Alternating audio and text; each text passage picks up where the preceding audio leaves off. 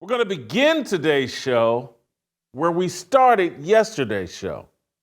Although today's show won't be about what we talked about yesterday, I just want to circle back to Dan Orlovsky and the ESPN broadcaster, former NFL quarterback. We talked about this yesterday, and there was an outpouring of people reaching out and emailing me because we were talking about how Orlovsky had to walk back a tweet he put out saying, "Protect our daughters." And he had to walk it back because it doesn't fit the values and the cultures of ESPN. That led me yesterday to talking about this is what we've been discussing on this show, how these corporations, these companies, these woke corporate cultures run by HR departments that eviscerate a biblical worldview so that someone like Dan Orlovsky, who's a good guy, trying to live a Christian lifestyle, he's under pressure inside of his workplace to hide his biblical worldview. He admitted that. He deleted that tweet, "Protect our daughters." He later said that he did it because it doesn't fit the values of ESPN. Totally get it. Yesterday, as I talked about, like, hey man, we have to figure out ways as Christians to not abandon our worldview, our biblical worldview, inside of our work environment, because it basically turns the corporate workplace into a machine that eliminates our values. Some of you have reached out to me with some sympathy for Dan Orlovsky.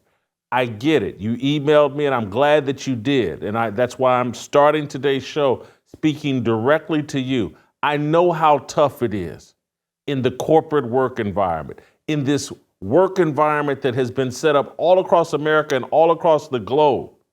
And you're sitting there, you got a wife to answer to, you got kids to provide for, a wife to provide for, maybe you got mama and daddy, cousins, who knows? You got bills, and you're sitting there like, well, hold on. If I don't keep my mouth shut, if I live out my biblical values inside the workplace, I'm going to lose my job, and then I won't be a provider. And it's part of my biblical mission to be a provider. I completely get it. And to the men that have reached out to me, and there were a few, and someone was like, hey man, I'm Dan Orlovsky, and you know, be a little sympathetic. Jason, do you understand the things that we're dealing with? What kind of government regulations we're dealing with, and how this entire system is slanted against us. A man told me he runs a business, and if he interviews a man on Tuesday and says, hey, you have the job on Wednesday, if that man shows up to work on Thursday and says, hey, I'm a woman and I want to go use the woman's bathroom and I want everybody to call me a woman, he's like, there's nothing I can do. My hands are tied. The government is completely against me. All the rules. I could be in trouble if I live out my biblical values and tell that man, hey man, we're not playing that game. Totally get it and understand it. And he says this person that emailed me, I don't want to use his name because I'm not trying to put anybody on the spot. He's like, if a customer comes in and is a man and says, I want to use the women's bathroom, I can tell them no. But as it relates to my employees, I can't say a word. I understand how confusing they've made this world. I'm not telling people to abandon, obliterate their work situation and work environment, but I am encouraging you to look for a way out. Look for a way to be your own boss, an entrepreneur. That's the only solution. It's the only solution because they have built a system that makes you disavow what you believe to be true, what you know to be true based on the Bible. This is like when Jesus says, Peter, man, you're going to disavow me, 2-3 times or before tomorrow at noon or whatever. And this is what they do to us in all these different ways. Oh, I can't say that men shouldn't be competing against women in sports because I'll lose my job. That is me saying, okay, I can't stand on the truth that the book of Genesis and God spelled out for me. I can't stand on that to keep my job. And so now we've disavowed God because we don't want to get on the wrong side of our employer or this corporate culture. We have to figure out a way to stand and speak out and stand firm on our beliefs. And it's a hard path. The Bible is crystal clear on this. God is crystal clear on this. He wants us to lean into him and trust in him, and he will make a way. It's not easy.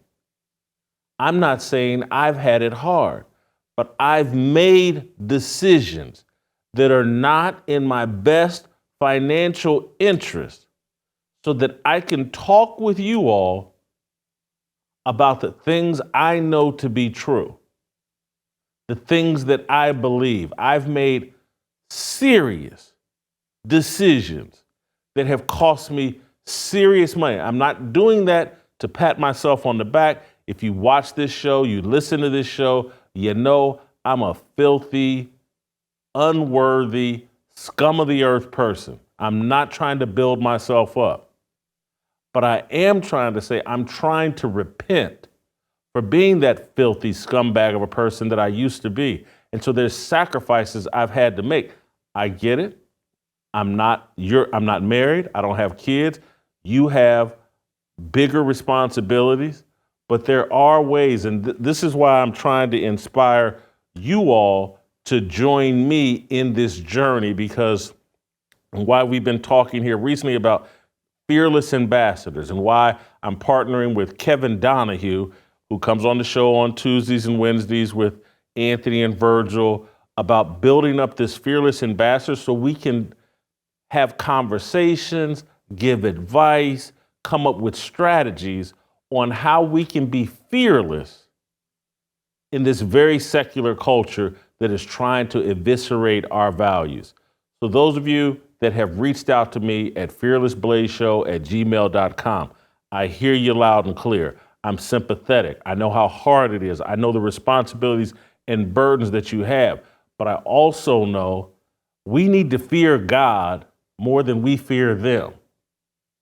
And if we keep participating in a culture and sitting silent about a culture that is making everyone disavow their biblical worldview, if we keep sitting silently, doing nothing, as they create a culture where your children and grandchildren, my nieces and nephews, will have no choice but to jump on board with everything the alphabet mafia says and wants done, or they will be eviscerated in this culture. I'm old. I've made money. I'm still making money. There's a path for me. I'm going to be okay as long as I don't do really dumb things. It's these kids and the world we're leaving them, where if this goes unabated, your children, your grandchildren, they're going to have to choose bisexuality as an identity if they want to fit in to the culture that's being built. That's just a fact. It's already here. If you want to be the cool kid that fits in, you have to find some kind of victim identity. Some kind of victim identity. So you're going to have to identify as Black, Jewish, or gay. Those are your options. And if when I say Black, you got to identify as a Black Democrat. I don't get the victim identity because I choose to be a person that bows to my biblical worldview. So I'm tossed out of the Black religion. I'm not allowed in there. I'm not allowed to be a victim in the Black religion.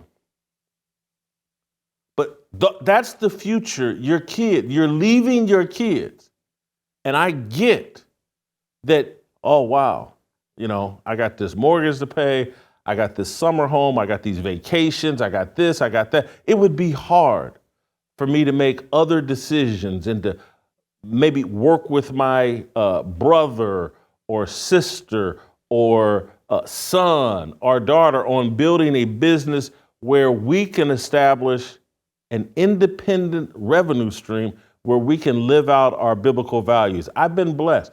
And who knows, I'll say this and the government's going to start attacking me and what we have here in this little bubble we've created with Fearless.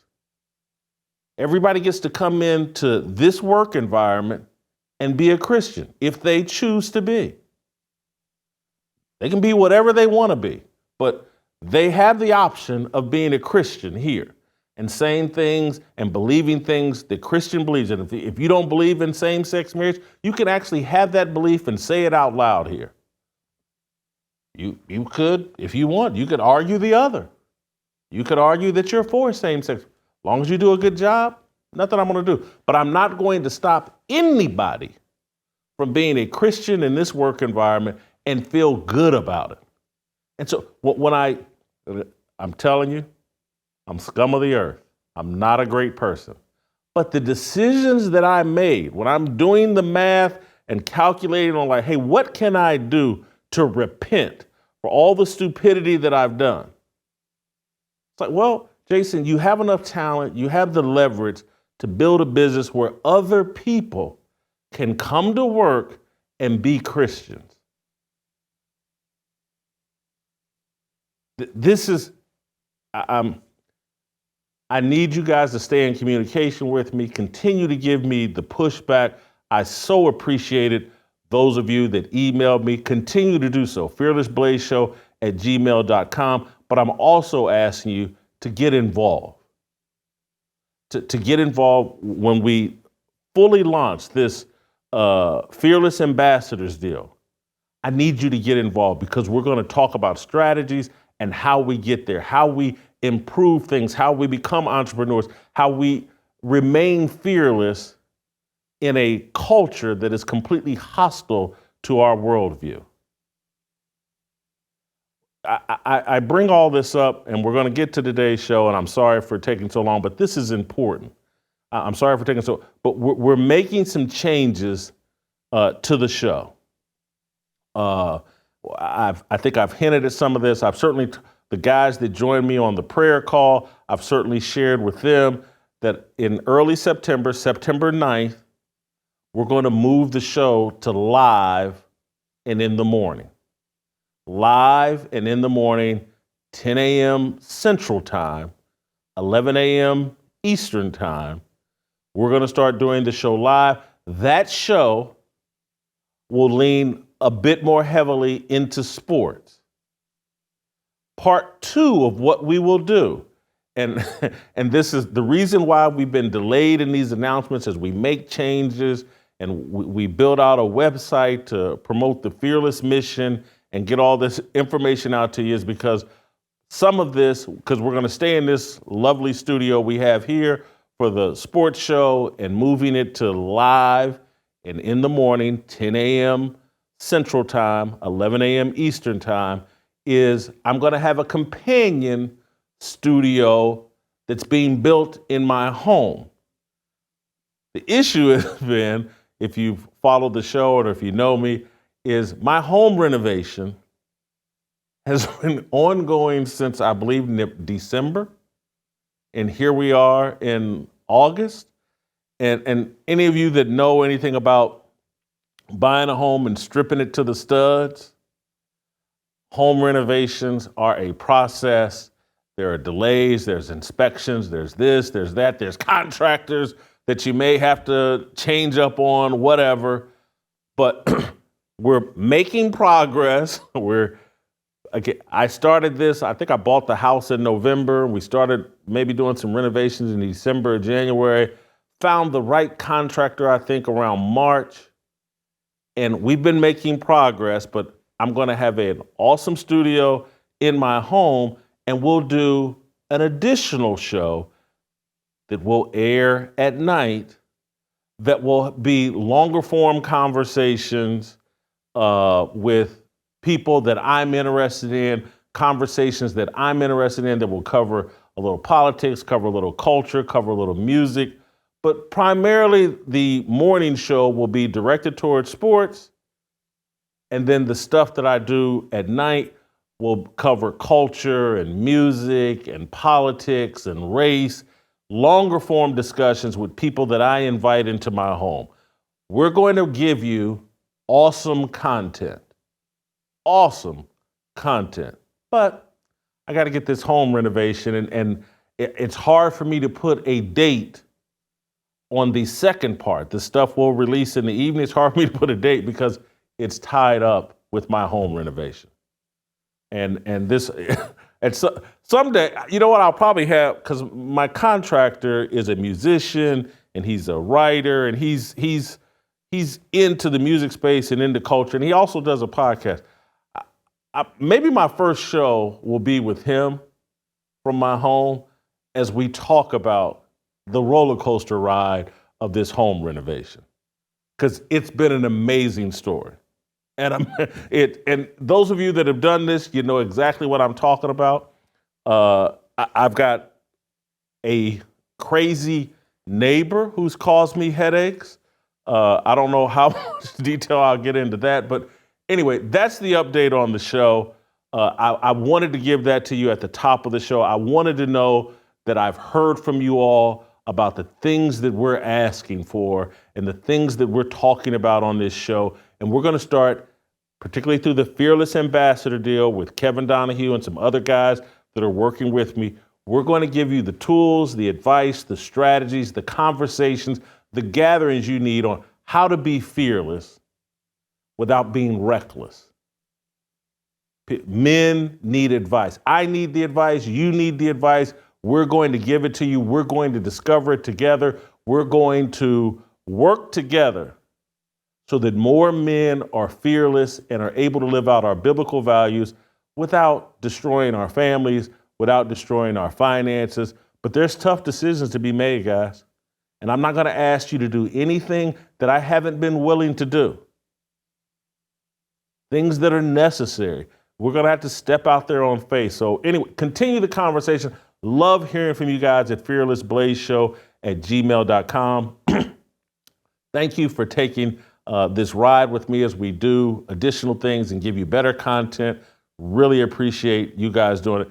Last thing I'll say about the morning show starting September 9th, that will primarily be me and Steve Kim in the mornings. I'll probably fill up, remember the old Uncle Jimmy chair?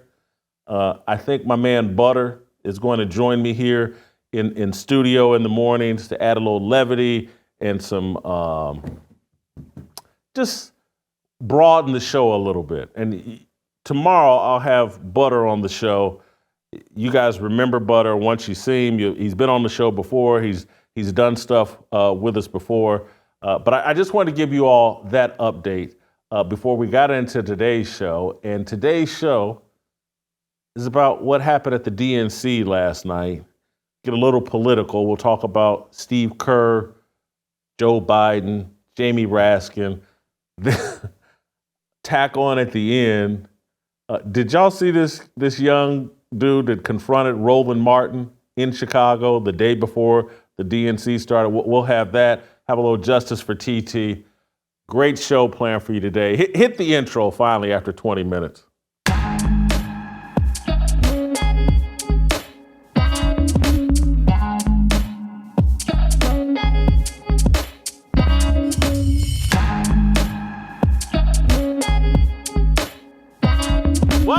Welcome to Fearless with Jason Whitlock. I'm Jason Whitlock, your host. Happy Tuesday.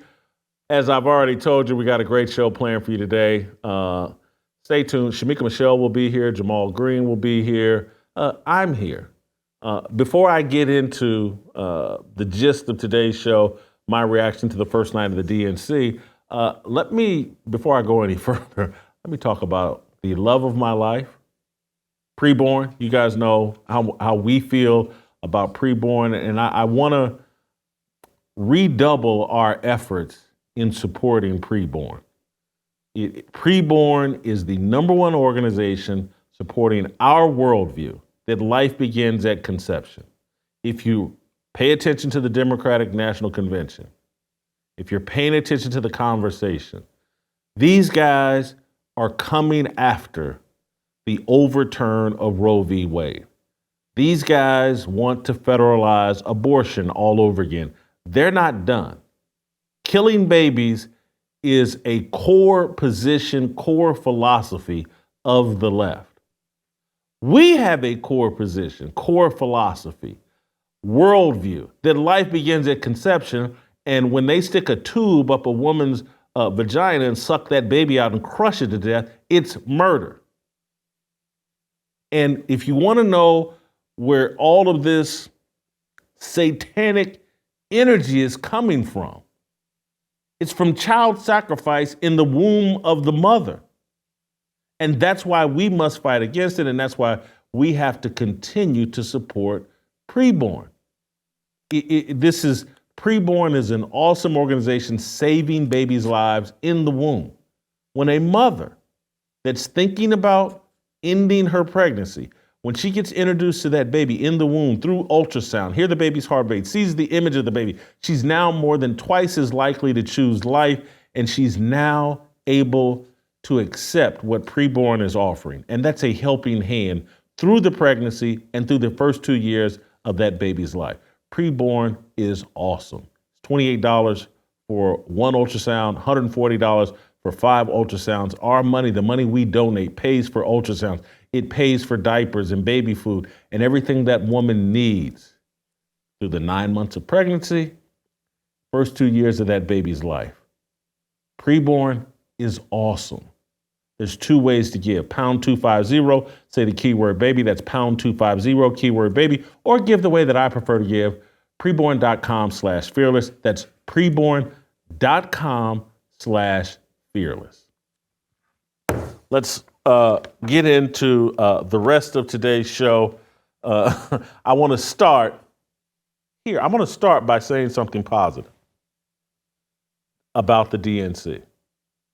I can't believe, but I'm going to start here. Steve Kerr. Steve Kerr last night spoke at the DNC. Steve Kerr is the head basketball coach of the Golden State Warriors.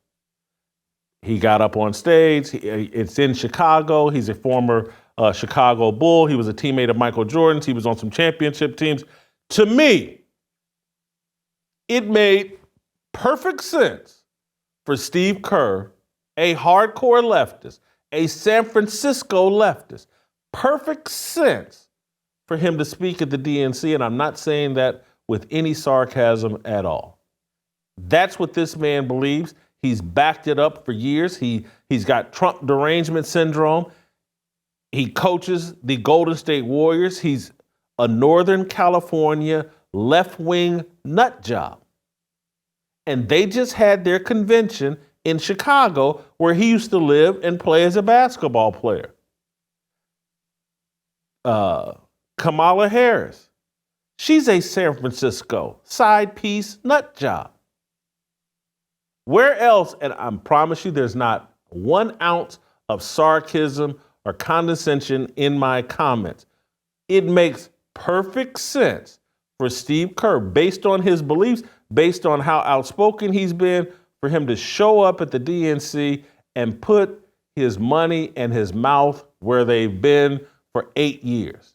The man got up there and said he's going to spend the next 70 days campaigning, and the guy's just coming off the Olympic coaching deal. The NBA season will probably start practicing in 2 months. He's going to spend the next, how many ever days he has, 50, 60 days, working to get Kamala Harris elected into the presidency.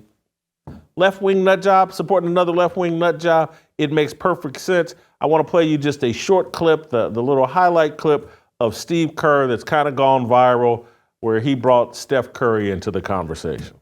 In the words of the great Steph Curry, we can tell Donald Trump, night, night. Thank you.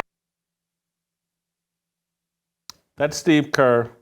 And you'll think, and again, I don't like Steve Kerr, but I respect what he's doing there.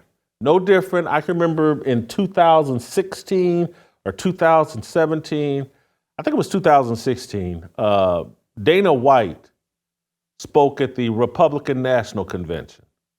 And at that time, I was on Fox Sports TV, and I remember I interviewed Dana White, and one of the first things I told him was, man, I really respect you going to the RNC and standing your ground and stating your faith in Donald Trump. Hats off to you, Dana. Love it. And I did, because it took real courage at that time to do what Dana White was doing. No one wanted to stand next to Donald Trump at that time in 2016. Dana White did, because that's what he believed, and I respect that. I actually agreed with it as well, but even though I disagree with Steve Kerr, respect it. You know who should also be there is Greg Popovich.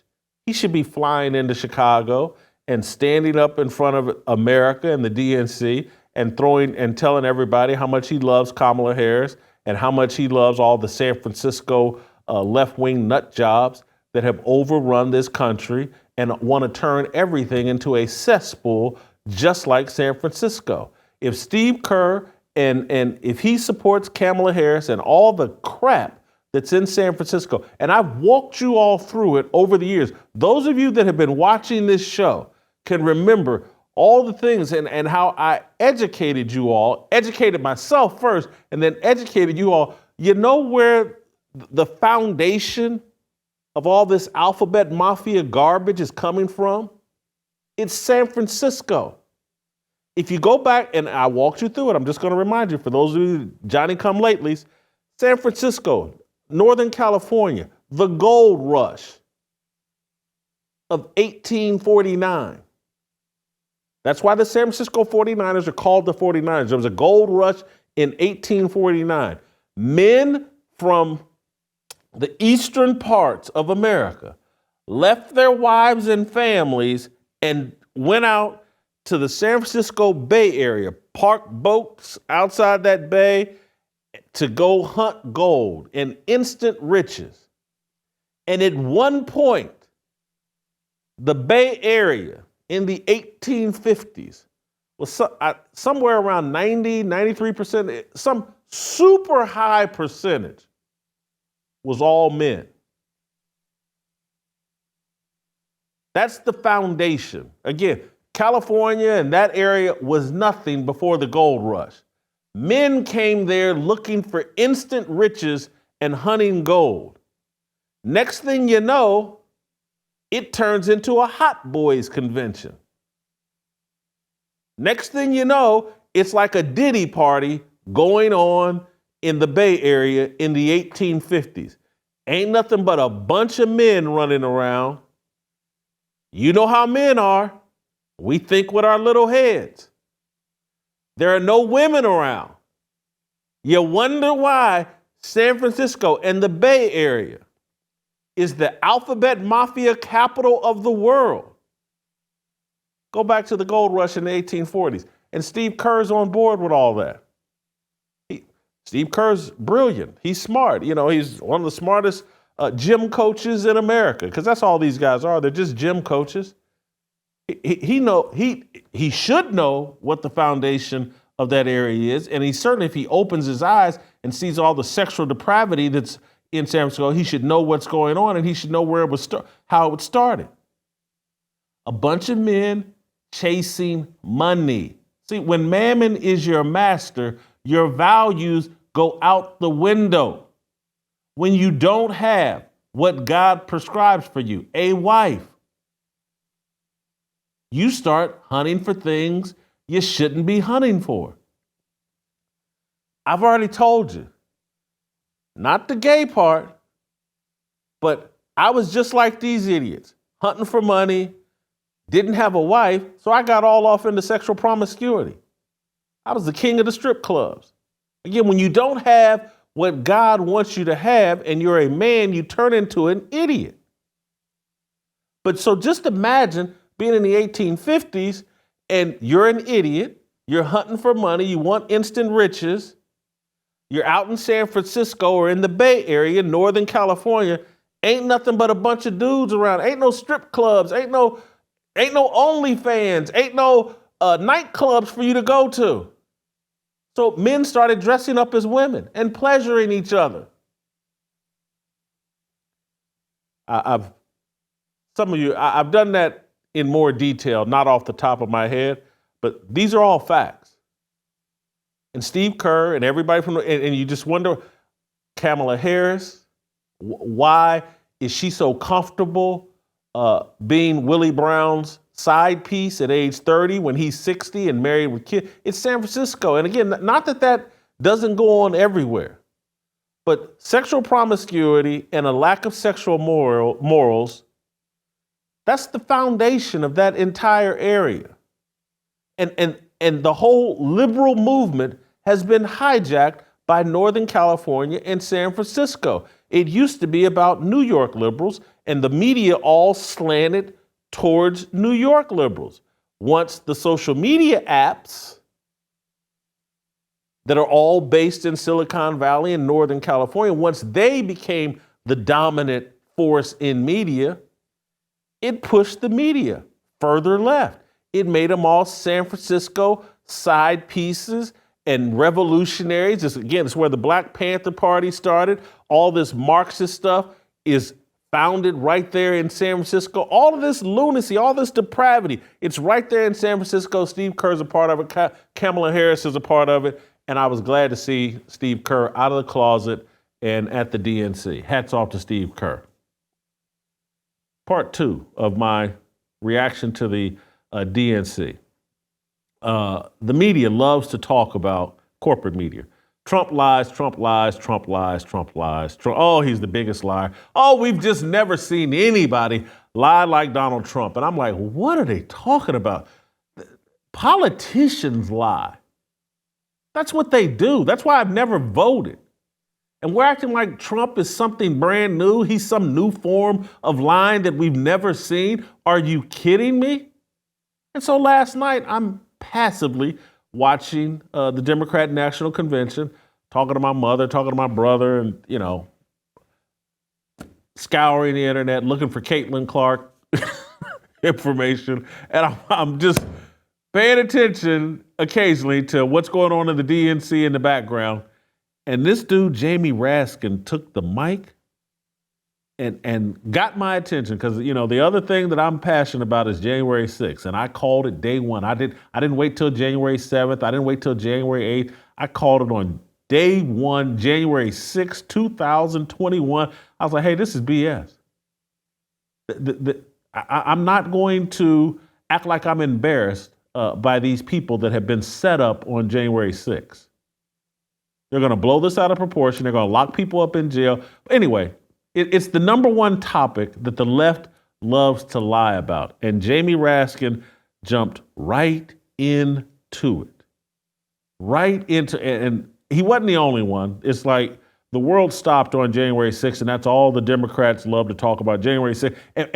And we gave it to them because most of the people on the alleged conservative side, they didn't understand January 6th. And let's disavow January 6th. Let's pretend like this is the worst thing in the planet. Let's pretend like we didn't watch the summer of George Floyd. We hadn't watched a decade of Antifa, Black Lives Matter, and all these left-wing lunatics riot, loot, burn cities, fight cops. Let's all pretend like that didn't happen. And what happened on January 6th is the worst thing in the planet, and we all must disavow it. I never did that. I wasn't embarrassed by them people. I knew they were about to be exploited because they were set up, but I never did it. And so we've now allowed the left to pretend like January 6th was Pearl Harbor, and it wasn't. We now allowed them to pretend like January 6th was 9/11. It wasn't. It was not that the other things weren't setups and some sort of psyops, but no one got hurt. No one died. No police officers. But let's listen to Jamie Raskin repeat the January 6th lie. And I was watching MSNBC last night. I ain't hear anyone fact checking. Let's play the clip. I'll never forget the pounding on the doors of the House chamber on January 6th, or the screams to follow. Hundreds of our police officers taunted and attacked. 140 of them wounded by extremists wielding baseball bats, steel pipes, even American flags. 5 people died that day, and 4 more of our officers took their own lives in the days and weeks to come. All of this after Trump was defeated by more than 7 million votes by the great Joe Biden. Virtually everything he said there was a lie, distortion, misinformation, said to mislead you, insinuate things that aren't true. The way 5 people died on that day. His inference is, because 5 people died that day, and 4 more police officers died afterwards. By connecting those two, he's trying to convince you that 5 police officers died that day, and then 4 more died later. He's being slick and deceptive. And so I want to walk you through the 5 people that died that day. And virtually none of it, other than Ashley Babbitt, had anything to do with January 6th. But let's start with Ashley Babbitt, 35 years old, murdered by a black police officer. And I'm sorry for throwing black into it, but he is a black police officer. It's really irrelevant. She was murdered by a Capitol police officer for climbing through a window. He overreacted. She hadn't laid a hand on anybody. She wasn't a threat to him. It was murder, cold-blooded murder. And go check the tapes. I'm not brand new on this. I was sympathetic to Ashley Babbitt day one. As soon as I saw it, unjustified homicide. Little bitty woman climbing through a window, wasn't gonna hurt nobody. Should have walked up and punched her in the mouth. That would have been a lot better than shooting her to death. It was an execution. Roseanne Boylan, 34, died of an amphetamine overdose or intoxication. She was there, but it had nothing to do with fighting and scrapping with police. Kevin Greason, 55, basically heart attack. Benjamin Phillips, another guy, heart attack. Brian Sicknick, that's the police officer they keep claiming died on January 6th because of X, Y, and Z, and he got beat over the head, and they took what was the original story? They took a fire extinguisher and beat him over the head. Dude died of 2 strokes on January 7th. These are lies by Jamie Raskin and their entire platform, to me, based on lies. None of this fact-checked. And we all want to act like Donald Trump is the ultimate liar. We've never seen a liar like this in politics. Are you kidding me? We done had people go testify in front of the United Nations, in front of Congress. Hey, there's weapons of mass destruction over here. We got to go to war. But Trump's the biggest liar of all time. We got Lee Harvey Oswald shot a man in the head in a car, a lone gunman. Are you kidding me? And Trump's the biggest liar? You got Dan Rather on TV in the 60s before he's a big star talking about, yeah, JFK's head flew forward. This is after he saw the Zapruder film. He's on TV a day or two after the assassination of JFK, lying and saying that JFK's head went forward when it's clear as day it went backwards. And so Trump's the worst liar. Are you? Stop it. And I'm not saying Donald Trump is Honest Abe, but my God, the kind of lies we overlook. Building 7 committed suicide. It was so overcome with sadness seeing the World Trade Center towers fall. It said, oh God, I'm just gonna collapse myself. Suicide. Building 7, the third building that fell. They've never given you an explanation that makes sense. They've basically told you that building committed suicide and you believe it, and I'm supposed to believe Trump's the biggest liar. I almost cursed and said effing media, but I didn't do it. I'm looking at, and then they saved the best for last. Joe Biden came out. And for Joe Biden last night, he was somewhat on his game. I mean, for Joe Biden, I'm grading on a curve here. Joe Biden was somewhat on his game last night, particularly the first 10, 15 minutes of his speech. He struggled later and, started forgetting things, the prompter. He couldn't read the prompter all the way through or whatever, but man, he unpacked some lies. Let's just play these lies back to back to back to back, from the bloodbath to the very fine people. It's all lies and none of it fact checked. Joe Biden. He's promising a bloodbath if he loses, in his words. We're going to put a 100% tariff on every single car that comes across the line, and you're not going to be able to sell those cars. If I get elected, now if I don't get elected, it's going to be a bloodbath for the whole, that's going to be the least of it. It's going to be a bloodbath for the country. That'll be the least of it. But they're not going to sell those cars. They're building massive factories. A friend of mine, all he does is build car manufacturing plants. He's the biggest in the world. Neo-Nazis, white supremacists, the Ku Klux Klan, so emboldened by a president then in the White House that they saw as an ally. They didn't even bother to wear their hoods. Hate was on the march in America. Old ghosts and new garments, stirring up the oldest divisions, stoking the oldest fears, giving oxygen to the oldest forces that they long sought to tear apart America. In the process, a young woman was killed. When I contacted her mother, I asked about what happened. She told me. When the president was asked what he thought had happened, Donald Trump said, and I quote, "There are very fine people on both sides. My God." That's what he said. That is what he said and what he meant.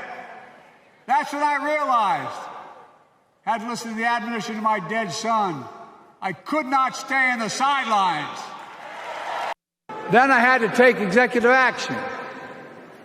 The result of the executive action I took, border encounters have dropped over 50%.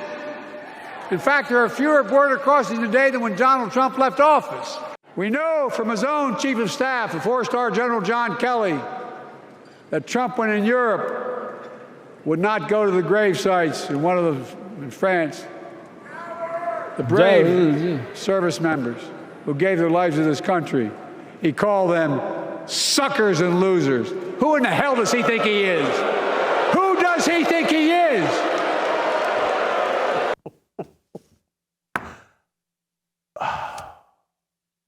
And I'm supposed to think Trump's the biggest liar. I just can't do it. I refuse to do it. And I'm going to continue to watch the DNC because I find it fascinating. And I can't wait till Thursday when Queen Kamala speaks. That'll be fascinating. And by the way, that reminds me, on Thursday, I'll be doing something with Tucker Carlson, evaluating the whole DNC Thursday night deal. I'll be in Maine with Tucker. Make sure you guys check that out. But that's my reaction to the whole DNC. Steve Kerr, hats off to you. You're a San Francisco scumbag liberal. You were right where you needed to be. DNC convention in Chicago, them other San Francisco scumbag losers were there. You spoke for them. Hats off to you. I respect it. You're standing on that satanic stuff you believe in, and I respect it. I wish more people would come completely out of the closet and say they're devil worshipers like you. And I'm saying that in all seriousness. I respect it. Jamie Raskin, Joe Biden, no respect for you guys. You're a bunch of liars. Everybody else up there lying. And I couldn't. Let me end with one final thought on this before I want to bring on this Jamal Green that confronted Roland Martin. But I got to admit, the guy who gave the best speech last night was Raphael Warnock. That was the slickest demon they had last night. He slick demon. He's a good public speaker. He's a minister at Ebenezer Baptist Church in Atlanta, Georgia. Obviously, he's in Congress. He did a good job with his speech. He packaged his demonic thoughts cleverly, that you had to be listening closely or you had to have a brain to hear that a minister was up there defending abortion. Many people think you can be a minister. Many people think you can be a Christian while supporting abortion, the murder of babies. Raphael Warnock believes that. That's his job, to convince other Christians, hey, you can believe in baby murder and be a Christian. He did a good job. Hats off to Raphael Warnock. Stay tuned. Jamal Green, just around the corner. We'll talk about him confronting Roland Martin in D.C. Reminder, we're going live September 9th, 10 a.m. That'll be our new time, 10 a.m., September 9th, 10 a.m. Central Time. September 9th, 11 a.m. Eastern Time on YouTube, Blaze TV, every place else. Jamal Green, next.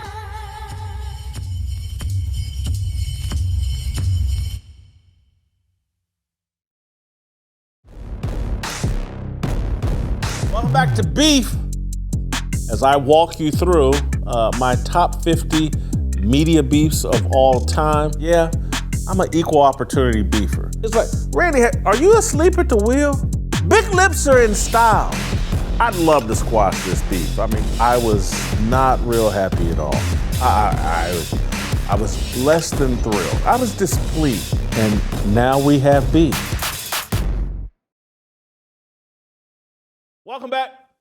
We're going to get into a story at the Democratic National Convention that I find humorous and funny. Content creator, entrepreneur, I believe in Chicago, Jamal Green, confronted Roland Martin. You guys know Roland Martin. He's a tap dancer for the Democratic Party.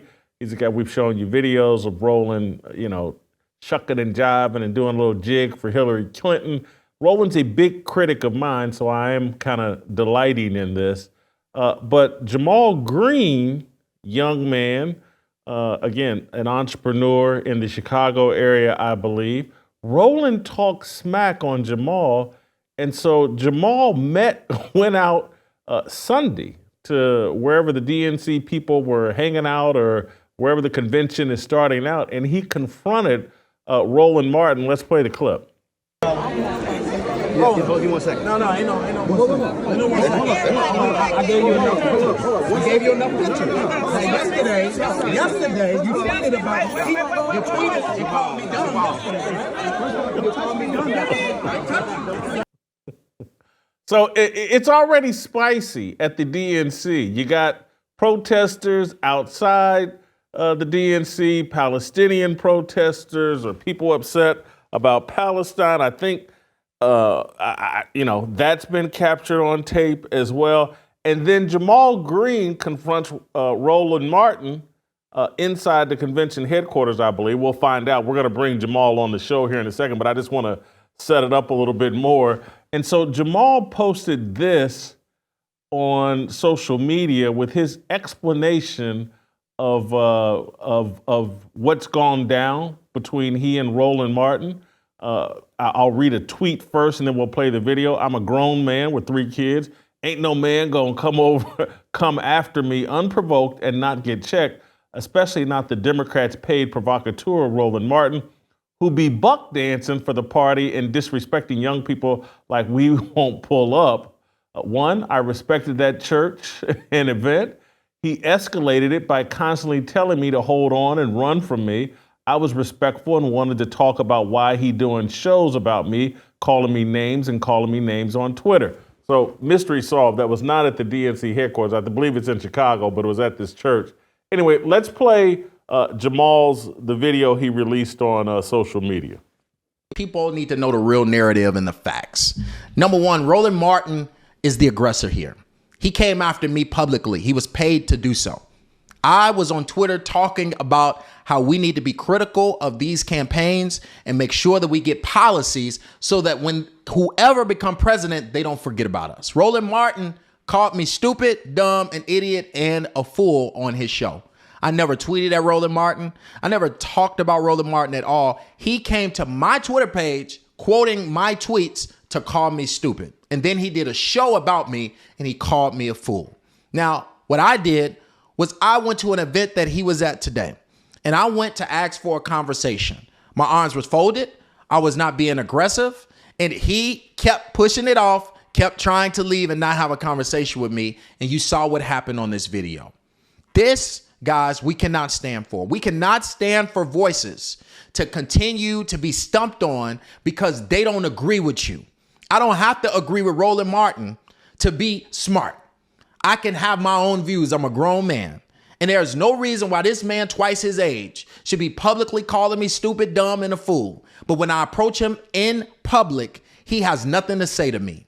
You got to do better. And we got to do better to stop supporting these guys who are disrespecting the voices who are doing the actual work. Yes, I get a chuckle out of all of this. Obviously, you guys know my history with Roland Martin. And some of my history, he's a troll. 6 years ago, 7 years ago, I let him come to my home in Los Angeles and interview me for more than 2 hours. He argued like a woman.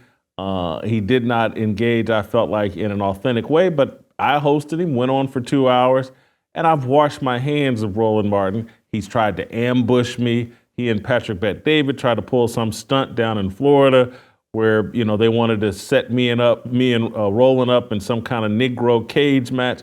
I have no interest in further debating Roland Martin. I don't think he's an honest broker. I don't think he's an honest person. I don't think I think he's bought and paid for it, no different than Jamal Green. But we're going to let Jamal Green welcome to Fearless.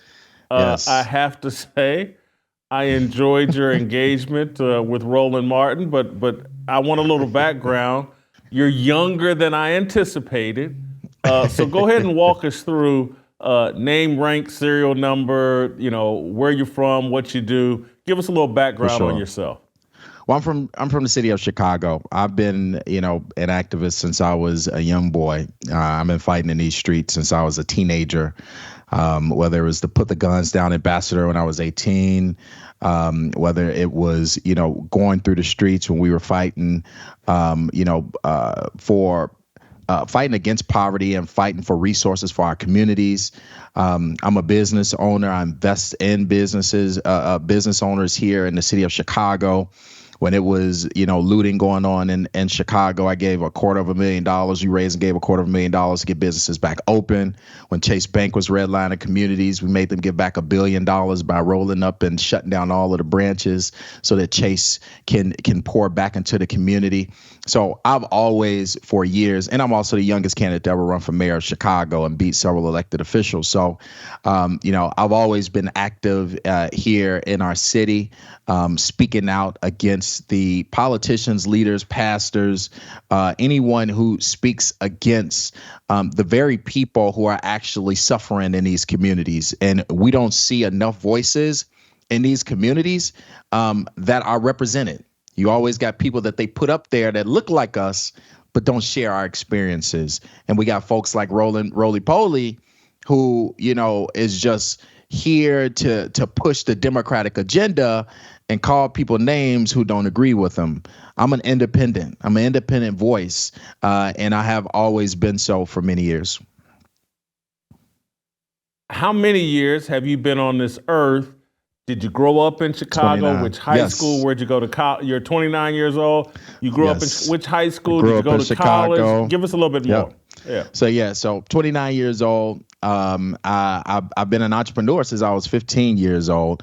I went to Wendell Phillips High School. I actually just got inducted in the Hall of Fame of Wendell Phillips here in Chicago, which is one of the prestigious high schools in the city. So I got inducted. I'm the new class of this year in the Hall of Fame. Because of all the work that I have been doing on several businesses. I'm a real estate broker as well with several realtors under me. And we push an economic agenda in our communities and help folks build wealth. Everyone needs to own property. We push to increase the home ownership rate. We help folks get business funding and things of that sort. And we teach and educate with expos and trolley tours and virtual seminars each week to teach people how they can build generational wealth. And it's called Generational Green. And there's a website, Generational Green. Yep. Tell us a little bit about that, because I want to promote and support what you're doing. Yep. So Generational Green is a one-stop shop for folks to come in and be educated on finance and invest in real estate. Many folks out there are not educated on, how they can participate in buying real estate, whether it's buying multi-units or buying single-family properties for their families. And as you know, Black people, we've always had the lowest home ownership rate, since the beginning of time, and we still have it at around 44%, and it's much lower here in the city of Chicago. So we teach people all throughout the urban communities, but all throughout the city, but a lot in the urban communities to get folks to be educated to understand how they can build their credit. We got a credit repair program. We got a tax clinic, so we help them with their taxes.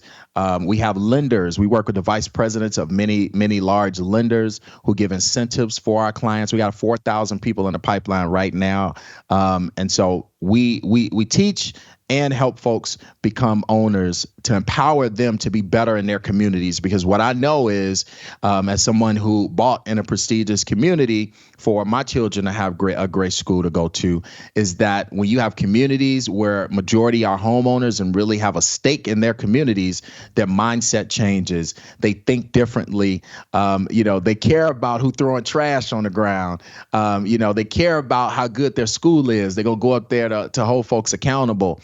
And that's what happens in my community. And we want that to be all across, this state and nation. Jamal, you're far more fascinating than I anticipated. So forgive me as the conversation wanders a little bit. But are you up on a young brother from Albany, Georgia named King Randall? Because you remind me of a different version of King Randall. Yeah. Man, y'all need to connect. Yeah, for sure. Y'all in the same lane doing different things. He's teaching young boys just proper etiquette and all kinds of things. He's got a school for boys. You're like the college program for what he's doing. He's getting them and so I want to connect you two I want to connect. And then I'm wondering, are you friends or have you connected with the guy I went to college with, the rooftop pastor, Corey Brooks in Chicago? He's one of the closest people to me. Holy cow. How did he not reference you to when this is over, I'm calling Corey. Get on him. Yeah. Oh wow. Okay. And so you have a spiritual base as well. You have a relationship with God. For sure, 100%, and I always have all my life. Pastor Brooks, I just got off the phone with him not too long ago. He was loving this rolling beef. He's like, good, you got him, because he was on his way to the church yesterday. And, I've been next to him for definitely over a decade, since I was a teenager, and been knowing him and been around Pastor Brooks. And I think many people, they talk a lot of stuff about him. They don't know him. I know him. I was there with him all of these years. I've seen the work that he put in. I watched how, if I pull up on Pastor right now, there's going to be a lot of guys from the block who, if he wasn't there, they'll be out there selling drugs or, killing or whatever the case, that he has grabbed from O-Block and actually invested in them and put them on payroll to do things for the community, whether it is cleaning up the community, whether it is helping him with the community center, whether it's mentoring youth. I was there, so I know it. And so he is a amazing brother, and I don't let nobody put no dirt on that man's name. Awesome. This is so awesome to hear. So what were you hoping to accomplish yesterday as it relates to confronting Roland Martin? Where did you confront him at, and what were you hoping to accomplish? Well, they had a political, it really was a coon fest in my view. We have a faction of the Democratic Party that's just full of older, these civil rights type individuals, and they go and get these crowds where everybody in there are senior citizens and up. No one in the crowd is under 65 here, right? And then they go and grab Roland Martin, that's who his supporters are, the old civil rights crowd, and they literally did an event that was all about symbolism and we got to vote and we got to, nothing of substance. Not one time did they talk about, man, here's a plan that can benefit us. And even when someone brought it up on the panel, Roland said, well, we ain't got to, we need to focus on this. And maybe if we have better infrastructure, we can get that. But right now we have to vote. You know what I'm saying? They continuously tell us that we don't deserve to move forward a plan for our communities. Yet you look at every other group of people, they move forward plans for their communities. Israel, Palestine, Asia community. You can go on down the line. The Jewish community being the biggest lobby, Republicans and Democrats both pro-Israel. Everyone builds their infrastructure and forces politicians on both sides to adopt their agenda. Roland Martin and these folks are paid to go out there to push people to symbolism. Just vote for her because she's a black woman. We need symbolism. Just vote for her because we don't want Trump in the White House. Vote for her because we don't want a Project 2025. One person said this yesterday, Jason. She said, we talk about Project 25 while we don't have our own Project 25. Roland Martin changed the subject within 5 seconds. I'm sitting there like, man, it's all a game. It's all a game. And so what I went yesterday was I wanted to have a conversation with Roland Martin because, he been real heavy with his Twitter fingers and on his show talking about me. Yet I didn't come for him. He came for me. So he went on Twitter, called me dumb. He said I was clueless, said I was an idiot because I was criticizing a plan that Kamala Harris put out. And all I said was, black folks won't get the lion's share of this money, so why you capping, right? Because it was a piece of that plan, and the language showed that immigrants and immigrant families can get access to that money, and that's really what the plan was for. Now, Roland Martin didn't like that I said that, so he came on my page and started calling me dumb, stupid, and did a show about me and called me a fool on his show. So now I just wanted to go and have a conversation and say, man, I see you've been heavy on the Twitter fingers. Let's talk about this man to man. Instead, he let a woman get in front of him and he ain't had nothing to say. And, I said earlier, Jason, I said, listen, folks who would say elder. I said, Roland is not an elder. He is just an older man and he is not wise, because he was wise, he would have been trying to talk to the young buck, right? And say, hey, I want to let's come on my show. Let's debate this, or let's talk about these issues. Instead, the first thing that he said to me, I never said nothing to him. He came to my page and called me dumb and stupid. Okay, that ain't an elder. And so he's just a grown child. And you saw that by how he reacted to me when I came to him as a man. This sounds so similar, although I don't think they've had a face-to-face confrontation, but I think Roland and King Martin had a similar back and forth over social media, over Twitter, where Roland was basically telling King Randall he didn't know what he was doing. He was an idiot. How dare you not support X, Y, and Z, or why are you trying to do this? And when I see young guys like yourself, like King Randall, and I'm not trying to say, hey, look how much better I am than Roland. That's not my point here. But I don't understand why those of us that are older wouldn't look at you young guys that are stepping up, that have the energy, have the desire to want to actually put things into action and make a difference. Why aren't we just celebrating you all and trying to support you all and trying to make sure you have all the backing that you need, because you actually have the youth and the energy? It's like we forget that Dr. King and these people were your age when they were and younger when they were making this impact. We have to figure out a way to empower, particularly young men like yourself.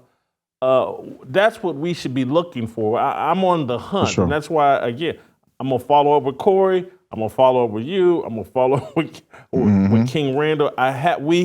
There's things we can do together. Have you heard from Roland since yesterday? Willing to walk back or interest in engaging with you or? I think Roland probably a little embarrassed, so he's still in his feelings. But, at the end of the day, man, it's just what you said is important, right? And that's what Pastor Brooks did with me. Me and Pastor Brooks, we fight all day long. We can fight all day long, and we gonna go to dinner and we gonna hang out. But he looks at me as the young bull. Even though I disagree with Jamal, I'm gonna support Jamal on the things that I agree with him on, and we can have, good conversation and work together. That's what it's about. It's not for us to always agree. It's fine that we disagree. That's what it's. Everyone has their own pathway of how we get some form of justice, liberation, or whatever we're looking for. And the reality is that Roland Martin, he is a paid Democratic shield that should be trying to convince people to come over to his side. He would rather just attack people. Now, you supposed to be outside of him just being should be acting like he's an elder. He should be professional enough to say, man, this young guy got influence in Chicago. This young guy got influence in this city. Let me call and talk to him and see why he don't like the Democratic Party and what he's criticizing, and maybe I can convince him.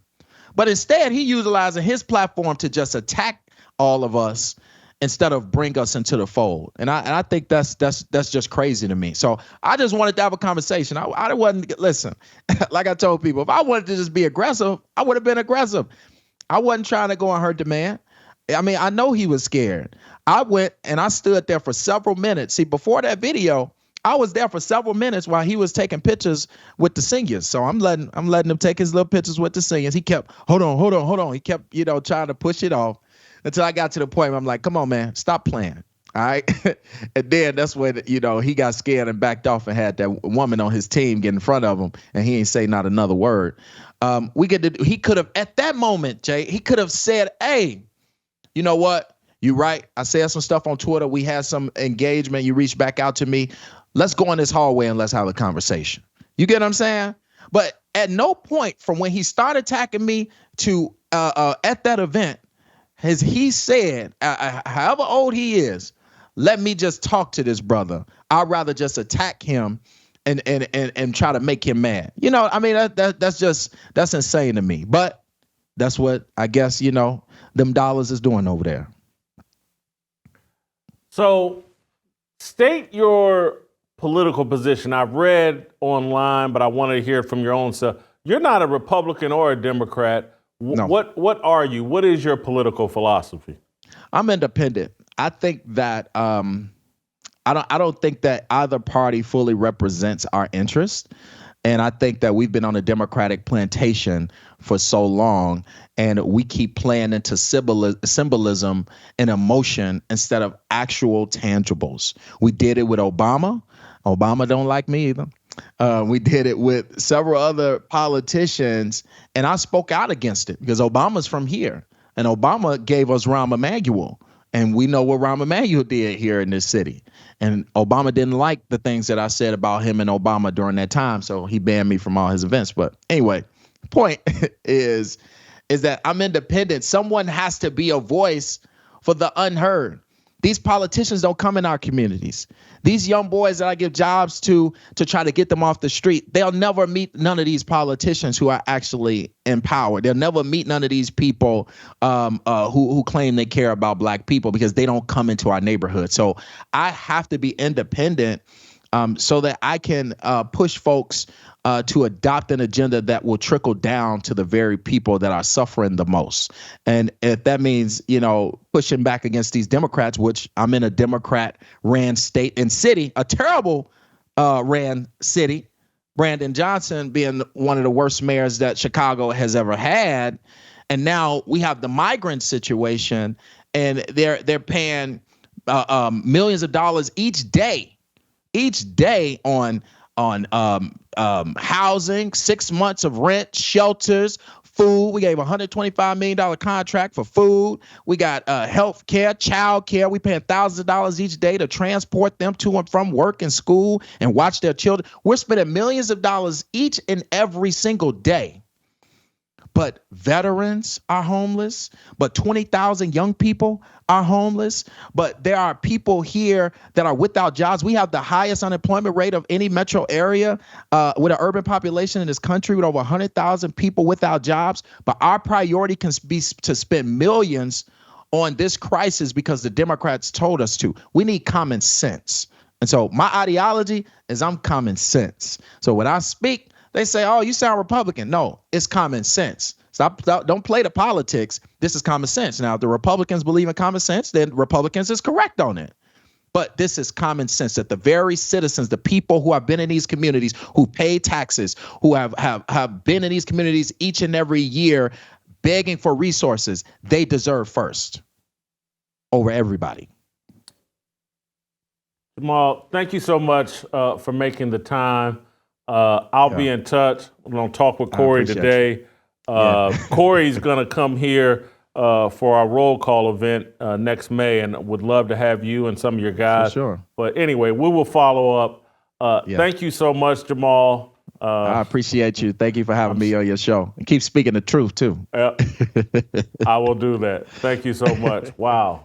We're going to spin this into a Justice for TT with Shemeka Michelle. We're going to get some justice for Roland Martin. Shemeka and I will talk about it next.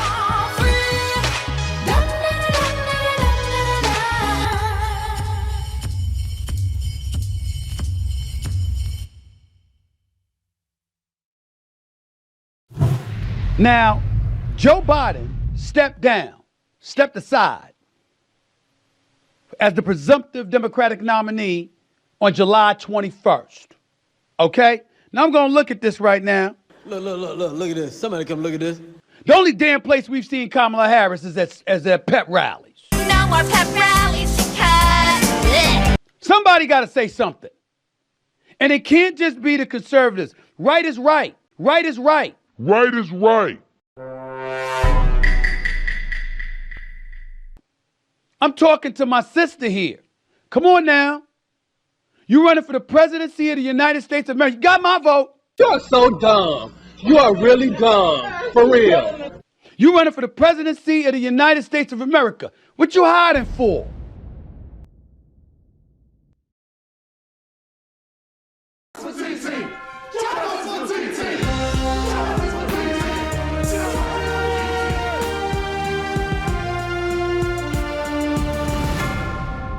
It's time for my favorite topic, Justice for TT, and it's a continuation of the conversation that I just had with Jamal Green, but I'm inviting Shemeka Michelle into the conversation because this whole thing is near and dear to my heart. I'm going to be following this. I'm hoping and praying that Roland Martin gets justice here because this could impact me, Shemeka. When I saw Jamal pull up on Roland Martin and I saw that old man nearly wet his pants and back down, I got to be honest with you. I was like, holy cow. What if Royce White pulls up on me? Would I look as petrified and as scared as Roland Martin? And so I'm fighting for justice for Roland Martin here, that this doesn't become the standard where people just pull up on people at a church. Anyway, on a more serious note, and obviously I'm feeding you softballs you can hit out of the park, but what did you think of Jamal, and what did you think of him pulling up on Roland Martin? Listen, Jason, Roland Martin, you remember that little tiptoe dance that he was doing with Hillary Clinton? That's the way he tiptoed away when he saw Jamal coming towards him. I thought it was hilarious, and it was perfect that they were in the church because Roland started speaking in tongues when he said, no, no, no, no, no. So, I enjoyed that video. But when it comes to Jamal, it's just funny because he is a Chicago native. And you would think that someone like Roland would say, okay, we're having the DNC here. Let's get some people that we can actually sit down and talk to, that know what's going on, that has genuine grievances with what's going on here. Let's have a conversation. But I saw some of the back and forth over X where Roland was just being flat out disrespectful. If you disagree with this young man, be willing to have a conversation with him. And so that was the part that I had an issue with. This is a man with a wife and kids.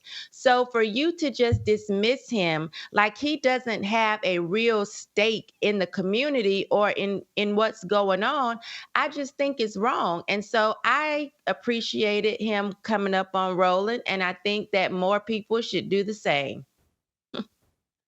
I think that for this young man to be putting in this kind of work and to get the exact same reaction, and tell me if my memory's faulty or not, but I think Roland and King Randall have gone back and forth over Twitter, where Roland has basically tried to tell King Randall, go away, little boy, you don't know what you're doing, or blah, blah, blah.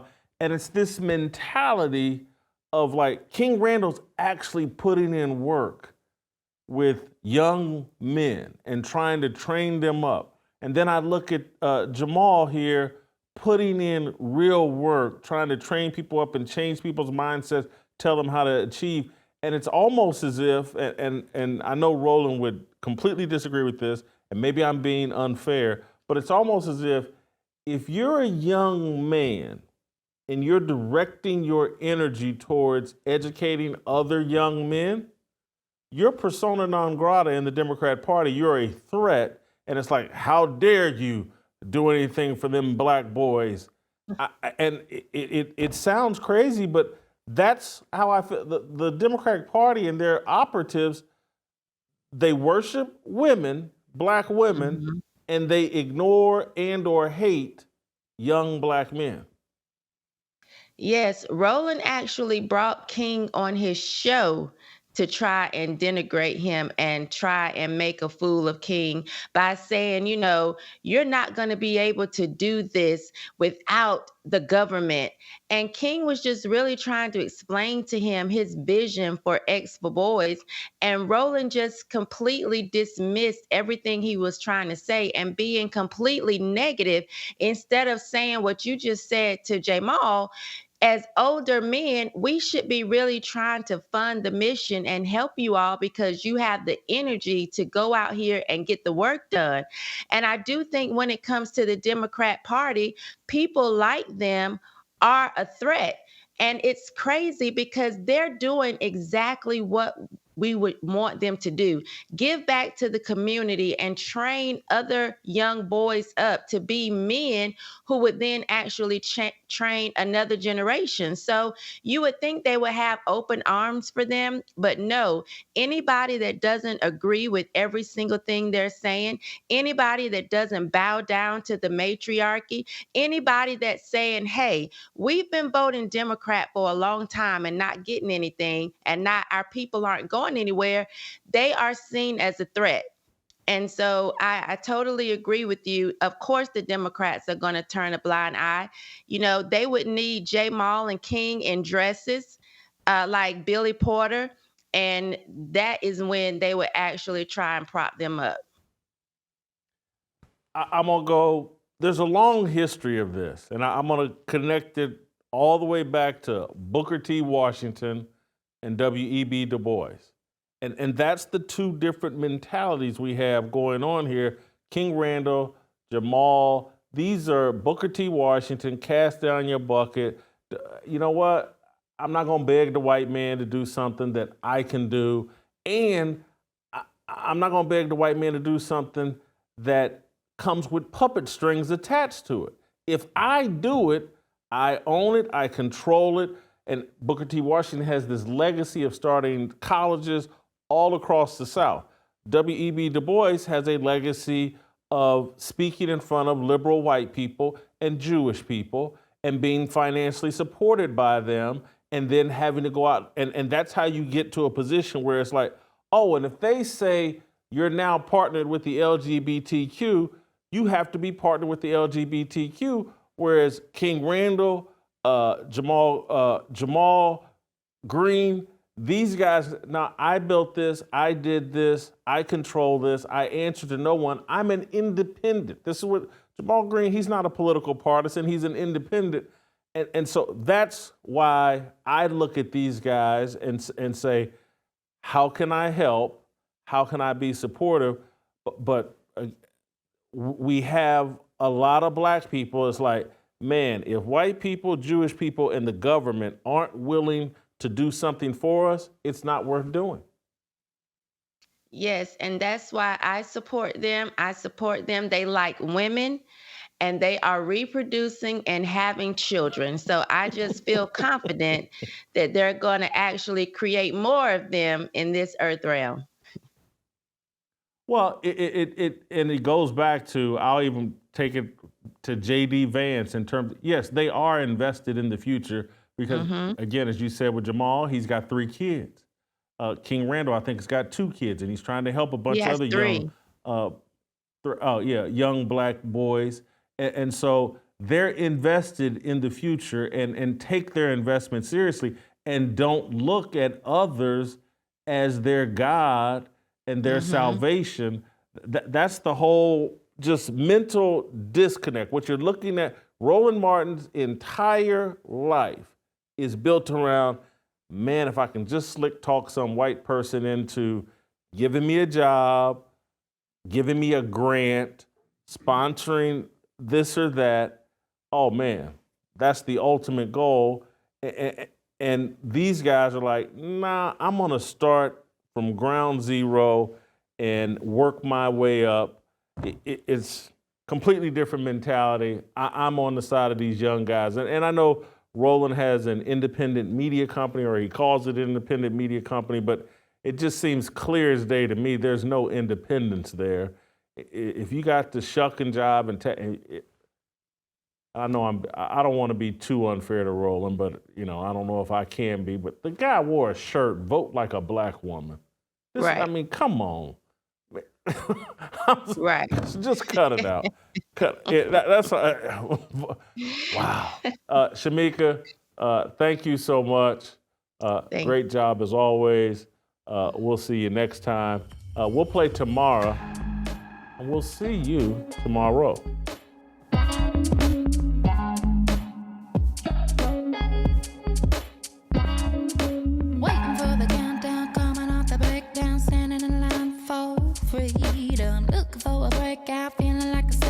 Nothing in life like freedom. Came like a fighter, striking like a ladder, making all these moves for freedom. I want freedom. No negotiation, my sister, no relation. We all just wanna have freedom. Sitting on the corner, never been alone. I'm breaking my back for freedom. Blessed, we are living, get back. We are receiving, all deceiving. We all wanna be free. We want freedom.